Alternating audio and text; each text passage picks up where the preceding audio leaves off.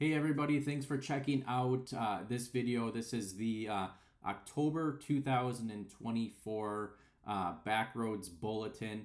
And it's always nice entering a new quarter. It just kind of seems like a fresh start.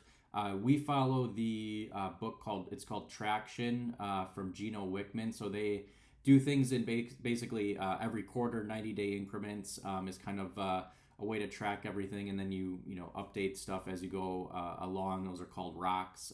So that's what we follow. So I always like a new quarter. But what I wanted to hit on this month is something that I feel like gets not talked about a lot when other agents or even myself, if I'm being truly honest, kind of forget about, and it's what to do with the proceeds you get after selling your land. It could be any property really, but what to do with those proceeds, right? And a lot of agents, and like myself included, we talk about getting a property ready during the stage of marketing, offers, and stuff like that. And then once we get the closing table, it's kind of like, oh, the journey's over. But in fact, for the seller, as a property owner that sells their property and hopefully gets handed money at the closing table, that is just another step that's just beginning, and it can be a lot more frustrating, a lot more stressful than actually selling the property in and of itself. So we just sold one of our rental properties.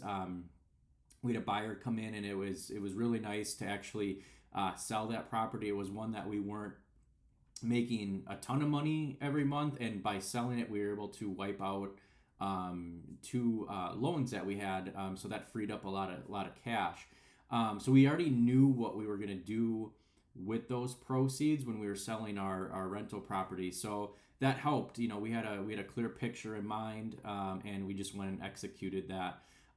But I also own some other properties, and I don't really want to sell them because I'm actually not quite sure what I would do with the proceeds, and that has been kind of something that has not kept me up at night where I can't sleep, but it's in the back of my mind. If somebody did come and make an offer on a property that I own, what would I do with that? And so I wanted that to be the focus of this as we head into the last quarter of 2024, because that is a big quarter as far as people start to plan for their taxes as well.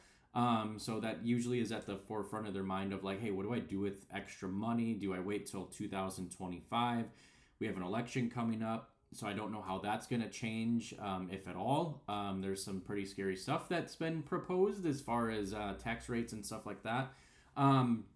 But so what I'm going to just hit on a little bit is, a few things that I'm paying attention to, or that maybe I would consider personally if this is what I was looking to do. So the first one would be to basically roll that into another property.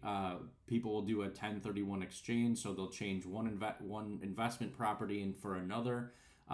Very common. There's also a Delaware statutory trust. I feel like those are becoming pretty popular. But there's financial institutions or financial planners and stuff like that could share some more information on that. Basically, you're kind of grouping your money in with other investors, and they invest in a variety of properties instead of you just owning one property by yourself. So that's one thing, is you could just roll that into another property. I've had people add that money into like their stock market brokerage accounts, their retirement accounts. Maybe you sell property and you get like 300 grand, and that's enough for you to put it into an account that earns interest or dividends and good returns, and you can just add to your retirement account that way. Mutual funds, ETFs, all that other stuff. I'm not a huge player on the stock market, I guess you could say. I've always kind of stayed away from the stock market, but I have been dabbling in that a little bit, and honestly, I've just been picking stuff that sounds interesting to me. I don't do a ton of research on what stock is going to be like the next big one. I just have kind of what I'm interested in. So as you could guess, there's like some REITs that are in there, real estate investment trust. There's like farmland, stuff like that, gold, soybeans, corn. I don't know. I kind of just like that stuff. So I just put money in there and I'm just see what happens. So that's kind of how I view it, but your picture might be totally different. Um, if you're not really close to retirement or you've always wanted to start up another business, that's a totally uh, another interesting way that you could take proceeds from a sale, and maybe you needed to invest in equipment or something like that to start another business. Perfectly good way to take some of that. Bonds are another perfect example of that. Those are pretty safe, can provide some steady income over time. Retirement is also what I had on here. I know I kind of dove into that with the stock market ones. But I've had some other people, when they get a big chunk of money, they'll actually lend it out to maybe people that are looking to invest in real estate. Maybe they have some family members that could use a little bit of a boost, and they'll charge interest on that. So that's peer-to-peer lending basically. So that I've had work really well, especially on real estate, because you can secure it with a mortgage and a fixed rate note. So if you would, let's say you lend somebody $50,000, maybe they're doing maybe they're an investor and they're flipping a house, and so they bought the house, but they need money for the rehab. You could lend them $50,000 for that, tie that to a mortgage on the house, and then when it sells, they'd have to pay off that mortgage in order to provide clear title. So that's a way to charge interest on that and have it secured. Obviously, there's a bit more risk with that, but just one thing. Other markets to maybe look into are like gold and crypto. I was a huge I was hugely against like crypto and stuff like that. But now looking back, I was wrong on it, and I'll gladly admit that I was pretty wrong on that. But those are just some ways that when you're done with a property and you get a check at closing, that I've seen checks as little as $1,000 all the way up to well over $1 million is what people get, and that can be the scariest part of selling a property. Is, okay, I got this check. Do I go put it in a safe somewhere and just not lose it? Some people want to guard it with their life.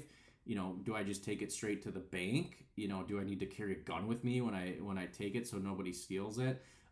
It can be very frightening to get that, and there can be a big fear of like, how am I going to lose all this money, and then you don't do anything with it. If you put it in a safe and you don't deposit the check, well, that check is probably going to be void at some point. So you want to make some moves with it. But I totally get it. It can be scary, and like I said, as a broker, we oftentimes forget that the closing table is kind of the end for us in the transaction. But for a property owner, it's the middle of the road. Sometimes it's the beginning, because now what do they do? That's a whole nother process that starts after closing. So the best thing I can say is, do your research, put people on your team that you trust, that have good reputations.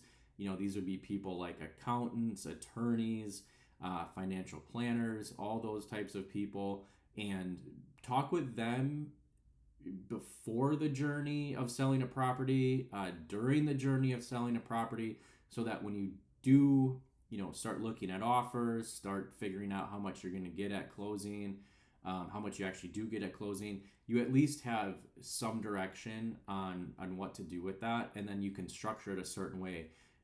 Just kind of maybe you take 50% of it, and that goes into retirement, and maybe 10% goes into fund money where you go on a vacation or something like that. So you can start to kind of plan that as you get closer to closing, so that when you do get it, everything comes full circle. You execute that plan, and then it's done, and you're on to either sitting on a beach somewhere, or you're gonna go buy another property and do it all over again. So I just wanted to share my thoughts on that. Biggest piece of advice is make sure you put the right people in your corner when you're doing that, and you have those conversations and you work that stuff out. so that you have a really good experience when you're looking to sell that. So thanks for checking out the October 2024 Backroads Bulletin, and reach out if you need anything. Email is the best for me, al@landonlegacygroup.com, and we'll see you next month.